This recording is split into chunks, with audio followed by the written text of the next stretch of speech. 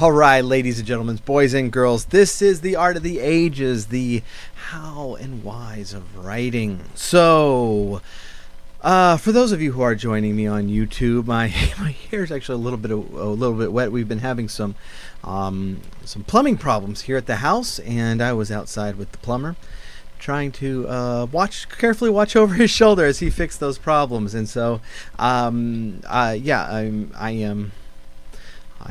I'm tired, but as they say, the show must go on. We are going to get our episode out this week. I hope you did have a great Christmas. For those who are listening as the episode comes out, we are nearing the new year of 2019, and we're going to start talking about something that's going to be really important, but I'm going to need you to stick with me on it. I'm going to need you to stick with me as we discuss this a little bit, and by a little bit I mean over multiple weeks. But I need you prose writers out there to start paying attention to poetry. And I need you poetry writers to stop paying attention to free verse. Start paying attention to formal poetry. I use the word formal as in root word form. Poetry that has form to it. Because this is really important, because what we're going after is we're going to try to really intentionally learn how to pace our writing, and really really get to a point where we can keep the reader reading at a particular pace, at a particular clip, going through your story, through the book, and that way you can reveal things and bring the reader to certain places at very precise timings, and therefore have a real impact. The more poetic the prose author is, the more that author is able to do this. You look at H.P. Lovecraft, Edgar Allan Poe, J.R.R. Tolkien. They are masters at this. The whole point of Lovecraft, since he doesn't actually reveal all that much in his stories, is to lead the reader on very deliberately, very, very deliberately. And he does this by the rhythm of his sentences and the language he uses. Now, we're going to get more into the language he uses later, but just as a hint, one of the reasons for Lovecraft's big words and especially words that have a particular feel to them and a particular sound is to slow down the reader.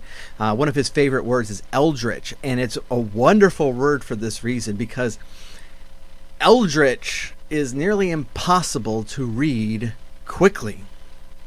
It has that combination of sounds that forces it to be drawn out. And this is the reason it's one of Lovecraft's favorite words, is because it's going to slow you down in your reading and put you on a particular pace. And so that's kind of, some of the stuff that he's doing in order to accomplish the sort of tension that he's going after. But one of the most simple things we can do is just to understand how this sort of rhythm works. And where do we go in writing to learn about rhythm? Poetry. So there's in formal poetry, the rhythm is actually much more important than the rhyme. Only some formal poetry rhymes. In fact, kind of a small percentage of it. I mean, when you think about the great epics of the classical and medieval age, if you go back to Shakespeare, to Milton, they're not rhyming a whole lot. But the form of the poetry comes from the rhythm. And what I've found is that we have taught rhythm very, very poorly in school. And so most people don't get it. And the reason is because we typically teach it when we teach Shakespeare, because we're going to teach, and for those of you who study Shakespeare, you know this, iambic pentameter, right? 10 syllables, 5 stresses, da da da da da da da da da da per line. And that's when we normally get into the different types of rhythm in poetry. But that's really a really terrible time to learn that, because Shakespeare very rarely actually is very strict on his rhythm. And so what we end up doing is we're not getting it, so we start trying to force the line into the rhythm, and instead of letting the rhythm naturally move us, and we think, okay, that's how that works, and so we become very bad at recognizing it. So I have a couple of things. That I want to look at. The first one is, and if you're looking on, I'm going to read these, but if you're watching the YouTube video, I'm going to show these to you. These are both on the poetryfoundation.org website. Really great website for poetry. But the first is one of my favorite speeches in Shakespeare. It's from Henry V. Actually, probably my favorite of the histories, but it's the "Once more to the breach, dear friends" speech, and it's really magnificent. So this is what we're told, right? This is iambic pentameter. We're looking for 5 stresses, the total of 10 syllables. We look at the first line: "Once more into the breach, dear friends, once more." It is 10 syllables, so we start trying to fit it into the rhythm. And this is what it sounds like with the rhythm. "Once more unto the breach, dear friends, once more." Sounds fine, but it's not ridiculously natural. So this is the way I read this, this line. Once more unto the breach, dear friends, once more. There's actually 4 stresses the way I read this. And instead of hitting that 2 in the unto harder, we're passing over it as an unstressed syllable. "Once more unto the breach, dear friends, once more." So this is what's really important when we're talking about rhythm, is when we're trying to recognize the rhythmic patterns of the poetry. Just recognize that a lot of poets, especially very good poets, use this as a jumping off point, but they're not enslaved to it. And when we try to force it in, we're not learning the pattern. So what I prefer to do when teaching this is to go to somebody like Emily Dickinson, who is much more formal about her rhythms. And they're easier to see here. And you've probably heard, if you've studied Emily Dickinson, probably somebody's told you this before, that you can sing nearly any Emily Dickinson a poem to the melody of Gilligan's Island, and that's because she writes in ballad form. 4 stresses, 3 stresses, 4 stresses, 3 stresses, and with the rhymes on the second and third line. But the heavy rhythm of these poems are what's also lending to that. So one of her most famous ones: "Because I could not stop for death, he kindly stopped for me. The carriage held but just ourselves and immortality." You hear it, don't you? I mean, if you take this not as poetry at all, but you just try to say those words, they fall into a rhythm. "Because I could not stop for death, he kindly stopped for me." You can't say this line in any other way. And so it's really, really easy to pick up on the rhythm of that, and get into that pattern. So moving into prose, and we're gonna be looking at a lot more poetry as we go on this, because I do think it's important. But we speak in these rhythms all the time, and I want you to start recognizing how you speak. Okay, so most of the time when we're having casual conversation, we we start falling into a very, very deliberate and pretty consistent rhythm. Now, it's not rock solid. You can't put a metronome to it, because sometimes we'll slow down for emphasis, sometimes we'll speed up for a different type of emphasis. But we're normally hitting those stress marks at a very consistent rate. So that plays out in different ways. So, like what I just said. So that plays out in different ways. You'll notice that's very iambic line, right? And whenever we hit that stress, so that plays out in different ways. We start to get the rhythm of how we're speaking, right? Whenever we have more words between the stresses, we tend to cram those together. Again, what I just said. Whenever we have, I could have very easily said that is, whenever we have, but just I guess the way I was phrasing it is whenever we have, and it kind of clipped through that segment very, very quickly, getting over to the stress.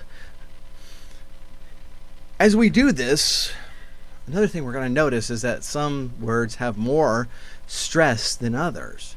And there are certain words that tend to slow us down. We're going to go back to like eldritch.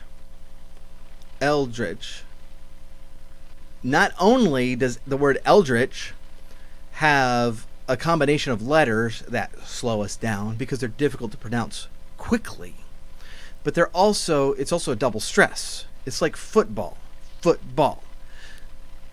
When we say the word football in a sentence, we tend to slow it down because it's stress. It's the same thing with eldritch. We don't fly through it because we have those two stretches in a row.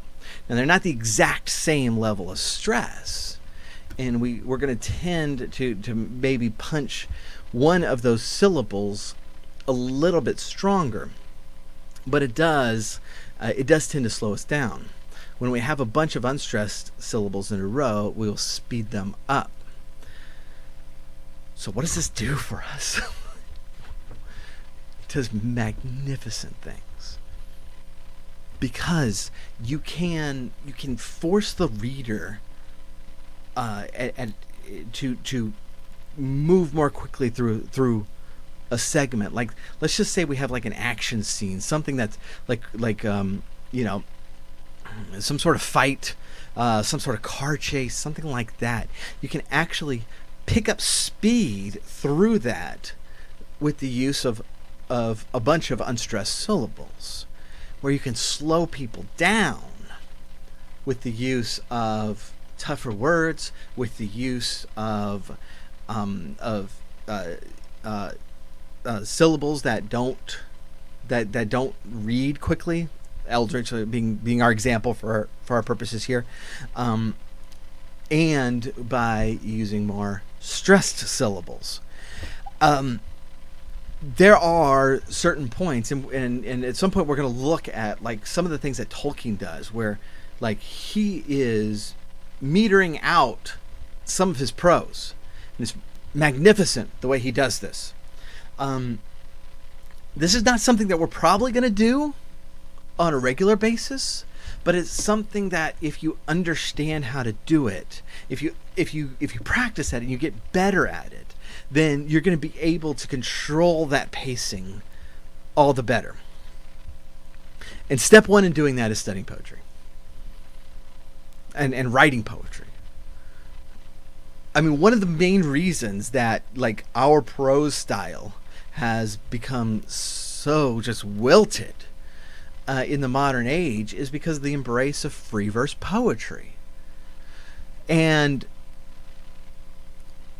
I'm not doing like a blanket condemnation on free verse poetry. There's some of it that's really good, but it doesn't make for good writers. And normally what I would suggest to people is, if you're wanting to get into free verse poetry, you need to understand formal poetry, much better first, so that you are able to use that training that you've gained in word choice and in pacing and rhythm to your advantage in free verse. And that's why I'm saying, it's like, as writers, it is to our advantage to be writing poetry, and it is to our advantage to be writing specifically metered poetry. We're probably gonna go more into the individual rhythms and what they're called and stuff, like iams and iambic. But that's of lesser importance. That's knowing the name of the thing you're doing. But first, go into the poem and figure out what the author's doing there. Figuring out, okay, just in naturally saying it, take out the line breaks. Okay? Take them out and just say the words. And you'll be able to see where your stresses are. And you'll be able to see the way the author is composing these things. And once you do that, you're going to get a better understanding of it. Instead of trying to jam the line into what our 10th grade English teacher told us Shakespeare does, you're going to be able to see specifically what the author does with the writing, with the word choice, with the rhythm choice, and how that affects it. Then start going to those passages in books that you just find just particularly powerful, and do the same thing. How is the author controlling our pacing of the work, our pacing of how we read things? Is the author trying to slow us down or speed us up, or kind of continue us down, make us continue at it like a steady pace, getting to the destination that the author wants us to be at? And when we start recognizing these things, then we really start being able to control the language and control our writing much, much better. So now we have some homework. And you knew we would. I mean, come on. I mean, the rule, I mean, from episode 1, we talked about that the way we're going to get better is by writing, and writing a lot. So our homework now, start digging into some poetry, and not the free verse stuff. We can get into free verse later, but not right now. Right now, we need to get neck deep into the masters on how they picked their words, how they picked their rhythms, how they paced us. And so get into Dickinson, get into Wordsworth, get into Shakespeare, Milton, and Dante, and see how they set these things up. What we're going to find is, I mean, the stuff that Shakespeare does, he's definitely not a slave to the I am at all. There's constant times that he's just throwing that out for a different phrasing. But what you're going to see is that he knows really well how to use it. And so when he doesn't use it, it's for a purpose. And that should be our guiding light, especially like when we're going into free verse poetry. There's two types of free verse poetry. There's free verse poetry that's written in free verse because the author was too lazy to write it in a metered line. But then there's free verse poetry that's written in free verse because it was the right choice for the material and to make the impact. That is the poet that knows how to use meter, knows how to use rhythm, knows how to use pacing and word choice, and based on that skill, chooses a different path. That is where we're going to get effective free verse poetry. But to get there, we got to learn all the other stuff first. And so, start hammering away at this. Try your hand at something that's very formal. Like, I mean, take a look at some sonnets Some sonnets are very formal poetry. It's a particular length, 14 lines long, and each line is a particular length with a particular rhyme scheme. It is just this death claw of a trap for the poet that's saying, okay, I'm going to put all of the restrictions on you. All of the restrictions. And let's see if you are a good enough poet that you can make meaning out of this. And the poets who can do that, they're spectacular. They're spectacular. The good sonnets are like a punch in the throat, because these are people who have mastered the language so well that they can put all of the restrictions on themselves and still do something amazing. So take a look at that stuff. If you really want to challenge yourself, do something really formal like that. And keep at it. And this is going to have an impact on your writing when you do this. So I really do appreciate you joining with me today. This is the last episode of the year, which doesn't say much because we're going to be back next week. It's just, there's going to be a different digit at the end of the date. And so thank you so much for joining us. I'm looking forward to 2019. We're going to hit away at poetry a little bit more, but we have a lot of cool topics to keep to go at in the new year. My list keeps growing, and so I do hope that you'll continue to join me. In the meantime, never, never, never, never stop telling stories to one another. Thank you very much.